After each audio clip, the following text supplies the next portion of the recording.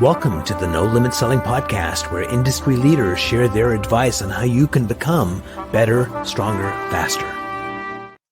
Hey everyone, welcome to another episode of the No Limit Selling Podcast. And today we have Stacey Short with us, and she's got an amazing story and strategies to make you, yes, you, better, stronger, faster. Stacey, welcome to the program. Thanks for having me. I'm excited to be here. So why don't you give us kind of that 411? What's a nice girl like you doing a podcast like this? How did you get to this spot in your life? Yeah, absolutely. Well, the really, really short version is that I grew up wanting to help people. And I got my degree in psychology in 2002 from the University of Oklahoma. And then in 2005, I had my son. And we didn't know what was going on with him, but it turns out we almost lost him twice in 2 years. And he was 23 months when we got the diagnosis that he actually was born without an immune system. So life changed drastically at that point in time. And everything that I had laid out for myself, career-wise, pivoted overnight. That was no longer possible. And so what happened is I pivoted back into food and beverage. I went and served tables again and worked in hotels. I live in Vegas, so I worked on the Strip. And that was so I could take my son to doctor's appointments, so I could take him to specialists, so I could take him to therapy, so I could be home when he was sick, which was quite a lot. And when you're trying to be in the mental health field, people count on you to be at the appointments that you set with them. Absolutely. And I couldn't do that. I had to put him first and I had to put his needs first. And so being in the mental health field just was not an option for me any longer. And so, I was in food and beverage for 15 years after that. And I completely lost myself in the caretaking role. I lost myself in being everything to everybody and nothing to myself. And I didn't know who I was anymore. And I really got resentful around that. And it's not my son's fault or my ex-husband's fault or my youngest son's fault, but I just wasn't taking care of myself because I felt like I didn't need to. I felt like, oh, I'll just do it later, right? I'll be later. Everybody else needs me first. And that's such backwards thinking, but yet we do it all the time. It's actually exactly the way society has programmed us to think. In fact, guilt to the heart if you did something for yourself, like got your hair done or something like that. It's like, oh, how could I do that when this other thing is going on? And so I'm going to backtrack a little bit. Then we're going to go from that point forward later on. So when someone has a situation like that, where you have a child born without an immune system. But before we get started, how's he doing?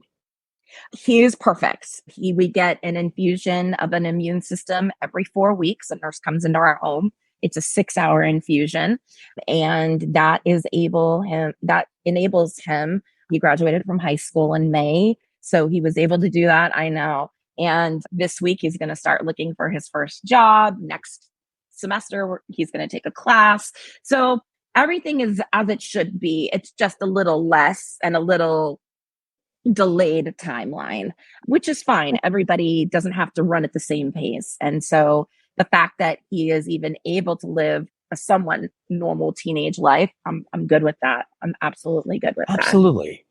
All right. So when he got diagnosed, some parents, like humans are meaning making machines. We need to make meaning out of this. And a meaning that's made often is, I did something wrong to piss off the maker. And that's why this is happening to my son as punishment for me, which in some, so was that happening for you as well? Yeah. So not necessarily that, but I was extremely sick the first 20 weeks of my pregnancy with him. And so I didn't either eat or if I ate, it didn't stay down, to put it politely, right?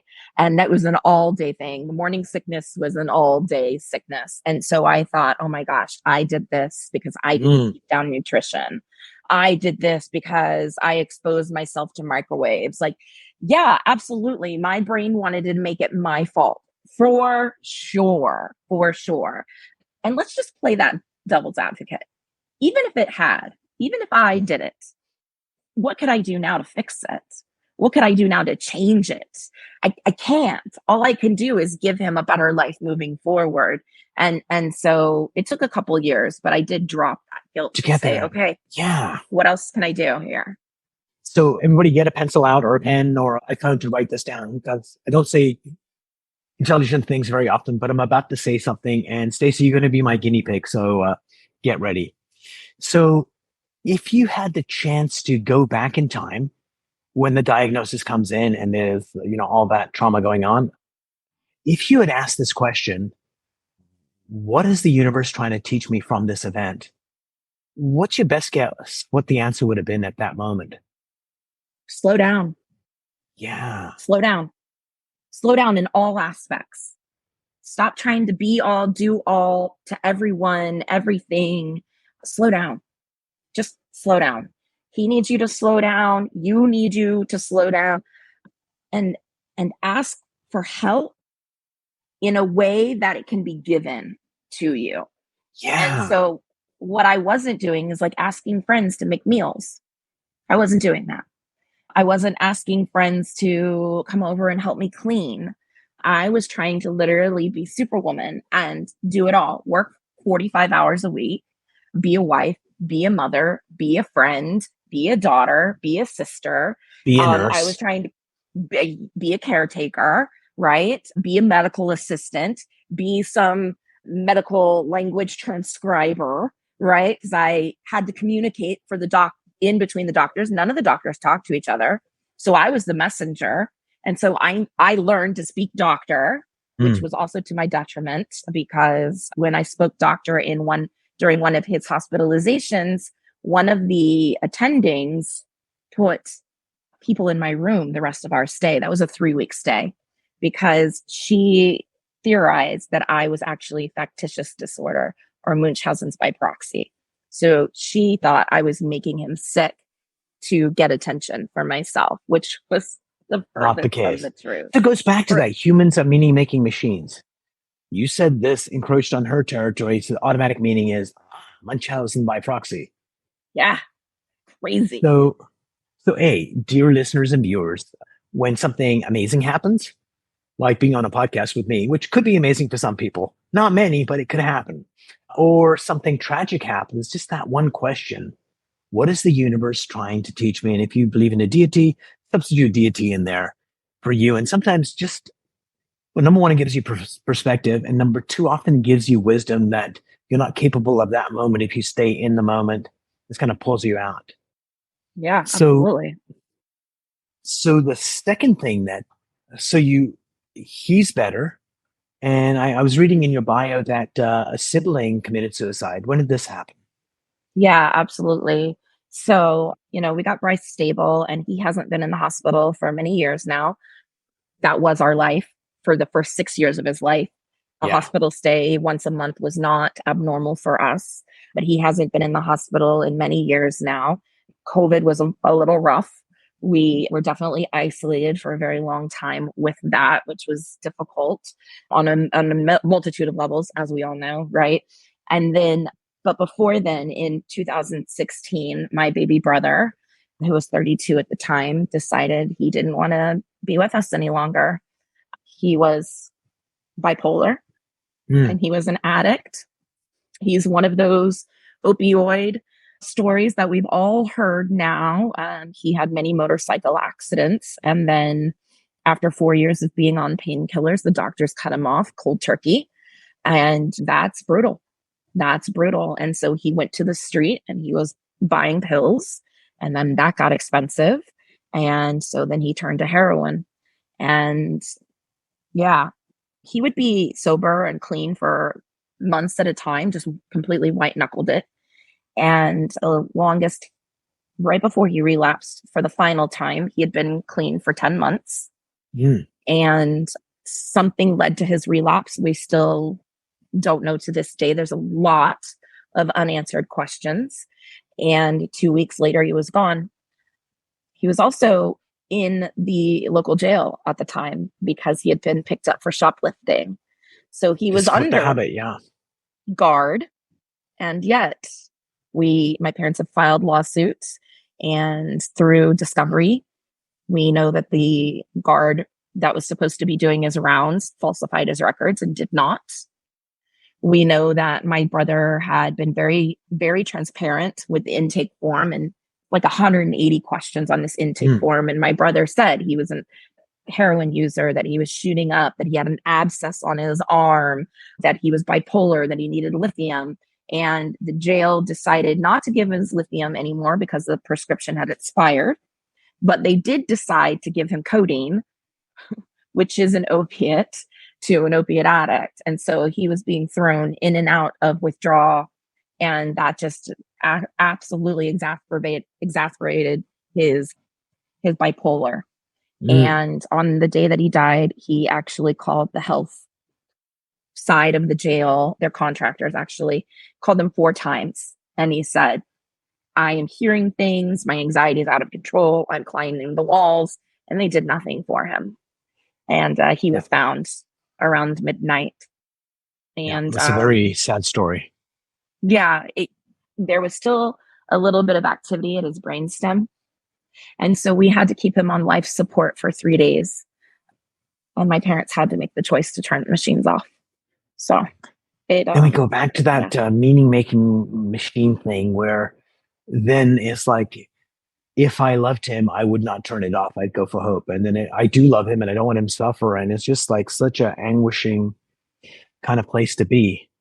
But I definitely don't envy my parents having to make that. Not at all. So Stacey, why don't you and I play a game? Now that I've totally bummed you out, let's play a game. This is the game we're going to play. The game we're going to play is simple to execute advice that can get somebody into an altered state in terms of they're feeling sad or depressed or just bummed out by the day that, so why don't we just keep on going till we run out of stuff to suggest?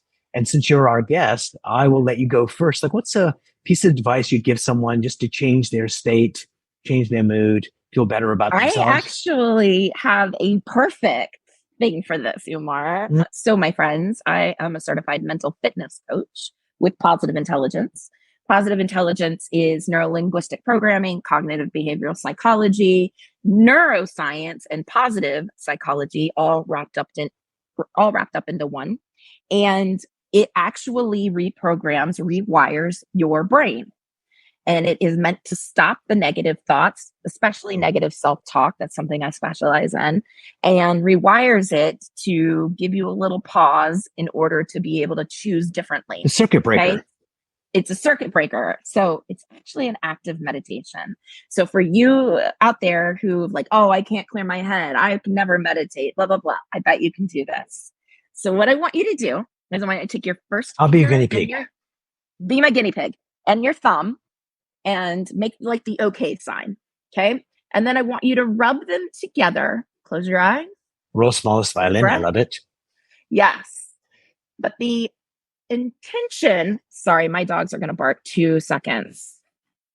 Well, as we're waiting for the dogs to bark, this reminds me of Sherlock Holmes, the dog that did not bark because Stacey needed them. I tried. Okay. So sorry. So take a deep breath as I'm doing this. Take a deep breath. Close your eyes. And I want you to put such attention to your fingers moving back and forth like the world's smallest violin.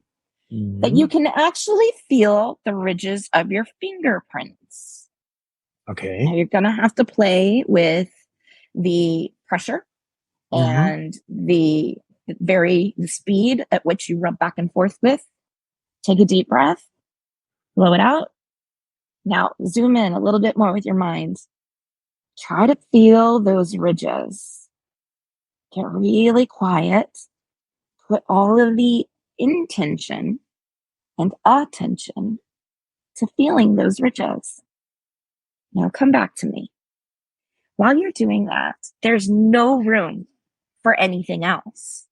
There's no room for anxiety. There's no room for sadness. There's no room for the hamster wheel that we all get on. All you can do is concentrate in order to feel those ridges. So So A, I I love that.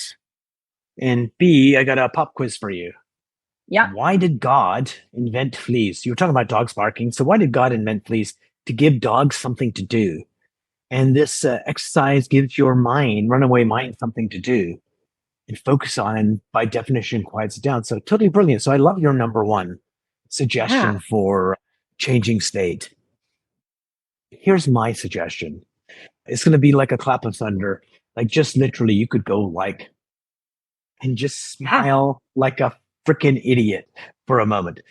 Don't do this in public, but just that one, you just get used to just when you feel that negative. What it does is it forces you to notice when the negative comes, and you get more and absolutely. more adept at getting it not 30 seconds after it starts. You get down to 15 and 10, and then pretty soon you get to milliseconds. Oh my God, it's coming. Just smile and move forward. So number Yeah, three I for love you, that. Stacy. Catching it's the hardest part. Catching it is the hardest part of any of this in the reprogramming. Absolutely. So if you can, even if you catch it 3 minutes later, hey, you caught it, bravo, that's amazing. And then, like you said, down, down, down, down, down, down, down, right? Absolutely. So my number three from me is speaking like sounding like an idiot. Here's a fantastic breath that I love to do. Okay. So what you're going to do is you're going to take a big breath, and then at the top, you're going to take it a little bit more, just a little bit more. Now, when you blow out, I want you to sigh really loud so you sound like a dumbass. Oh. So so why do you like that? And then I'll tell you a little story about it. Yeah. I like it because it sounds ridiculous and you can't feel anything other than like, man, I'm ridiculous, right? At this point in time. But actually, it actually stimulates your vagus nerve.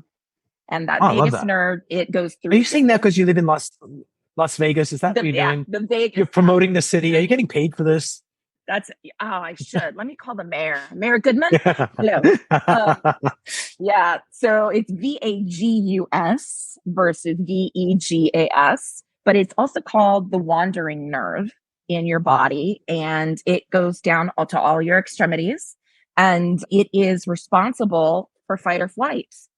And so when you sigh like that, big sigh out, and the breath, so not only does it's the breath and the sigh together, it brings in what's called your parasympathetic nervous system, which is your calming nervous system. And it activates Nice. that nerve to kind of get back into line and stop firing like a crazy person. And so it's two things in one. And also, again, when you sigh really loud like that, you can't help but smile because you sound like an idiot. So I love it. Love that. So I'm not coming for number four, but I'm gonna just talk about that sighing. So one of the things that I teach people or used to is whenever you want, take a big deep breath in and remember the time when you were a little kid and your grandmother or your mother made your favorite food and you overate and you did that contented sigh. It's like a ah, that joy. And so I would send emails out to people that went through a workshop, and one of the days it would be sighing day where I'd tell them to do that. And so the director of workforce development called me and said, Umar, what the hell, man? I had my door open and all I hear is sighing all around the office. So it's where they're doing what you're telling them. All right. So here's my number four. My number four is this, is that Stacey and dear listeners of yours, but Stacey's going to be my guinea pig. You know, one of the times where you felt like crap, where this negativity came in. So tell me about one of those times where you felt that. Could have been last week, last year. Do you have a particular time? Yeah, absolutely. So I have So, been so don't, overworking myself. I've been overworking yeah. myself for a few months now. Present to it, still chose to do it. And so I stopped last week. But my body hadn't caught up yet. So my body has been like, "Ugh, what are you doing? We've got to be doing something. We're supposed to be doing something. Why are you being lazy?" And I'd sit there and fight my brain and my body Yeah. and go, no, guys, we're okay. I'm going to sit here intentionally and do nothing until you stop chattering. And it was so much negative self talk around, why are you being so lazy? Okay. You've got things to do. So, So everyone's got one of those where you got that negative thing. So just for half a second, Stacey, I want you to take a deep breath for a moment and let it out slowly. And then go back to that time where you're having that rumination. So go back wherever you were in your living room or this, see what you saw back then, hear what you heard back then, and you start feeling that negativity in your body. Where do you feel it? Always here. It's where my anxiety lives. It's right in my chest. Yeah. So just for a moment, go there and just sample that anxiety, that feeling right there, and just go to your unconscious brain, higher self, say higher self, notice Higher that self. feeling. And the moment you feel it, just get me to do that big sigh and get a stupid grin on my face. And then, Ah, and then let that go for a second. Because oftentimes what's happening is it it's hard to catch it till it's over. But if you go back purposefully to one of those times and go, oh, so this is what it feels like when that's happening, and you can train your mind to go, okay, that's it. When you're actually feeling it for real, then it's traumatic and you're caught up in it. This way you can kind of go, okay, I know what that feels like. And then your brain will go, okay, Stacey, I know what you're talking about. So you get one last piece of advice, and I'll give the final one, and then mm. we'll pause this game. Big All right, podcast. friends. So, big fan of breath work if you haven't Mhm. discovered that already. And so, here's one I do, well, another one I do with my clients all the time. And I want you to breathe in through your nostrils. So close your mouth, breathe in through your nostrils. But as you do, I want you to pick a color that represents whatever you want to bring to your life right then. Mm. Peace, calm, joy, happiness, Yes. knowing, like whatever that is, okay? Assign a color to it. And when you breathe in, I want you to imagine that that color and that feeling is coming up through your nostrils, in through the cavity, down in through your lungs, and just lighting your body with that color of that light and that emotion.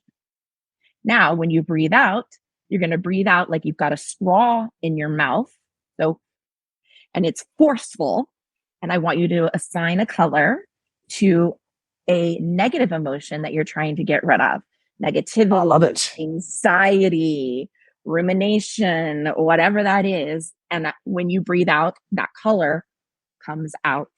Now, in the middle, when you're holding it, you're going to see those colors mixed together and then it's going to come out. So if you breathe in, let's say pink for happiness, right?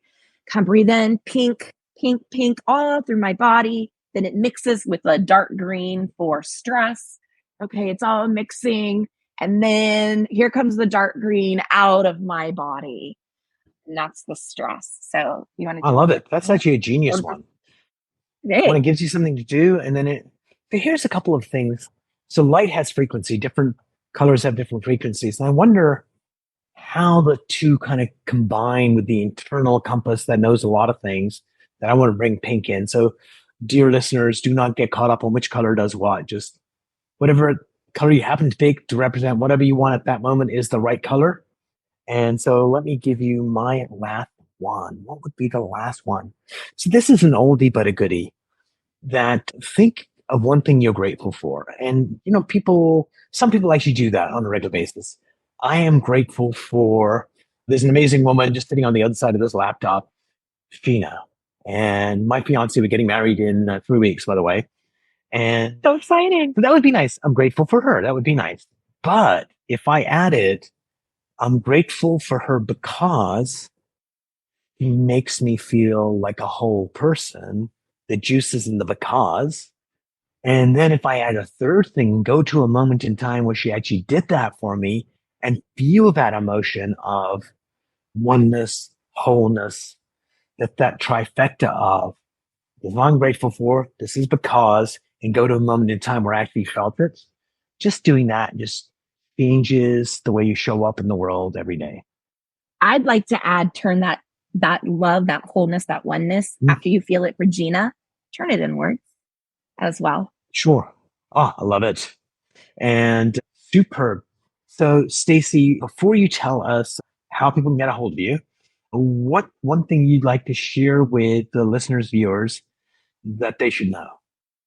Yeah, it's never too late, you guys. It's never too late. I lived a life being checked out on autopilot for everybody else for a lot of my life. And then after my brother died, that was a huge wake up call. We only have literally right this second. Tomorrow is not promised. An hour from now is not promised. We only have right now. So what do you want to do with it? And I know it's easy to get that hamster wheel of, oh, I got to go to the grocery store and then the kids have karate and then da da da da da. You've got now. What do you want to do now? And please make it be about something you want to do. What I didn't understand for all those years is me sacrificing myself in the name of love, however that platonic, romantic, familial, whatever, right? Was not showing myself love. Yeah. So what can you do right now that would show yourself some love? Because if you don't show it to yourself first, you will not be able to show it to anybody else for an elongated, prolonged time. And I made myself physically sick. I have fibromyalgia now because of all of that internalized stress. So after my brother died and I came out of that depression, I was like, that's it. No more. I'm actually going to do what I came on this planet to do, which is impact others. And so 3.5 years ago, I went and I got my first coaching certification and started coaching. And my gosh, the change internally that has happened with that, I will forever be grateful. I will forever be grateful. Love it. So how can people find you, Stacey? Yeah. So a few short minutes coaching.com. Again, it's a little play on words. My last name is short.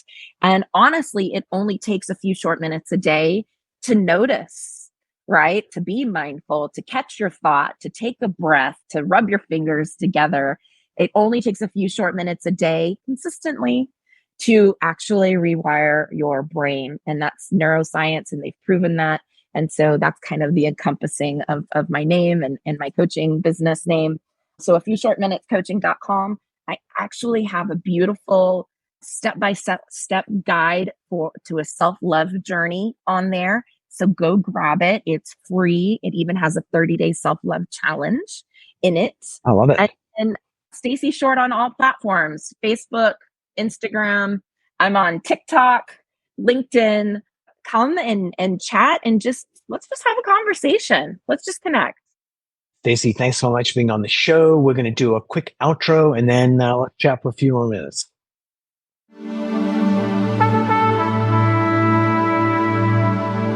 If you enjoyed this episode, please go to iTunes and leave a 5-star rating. And if you're looking for more tools, go to my website at nolimitselling.com. I've got a free mind training course there that's going to teach you some insights from the world of neuro-linguistic programming, and that is the fastest way to get better results.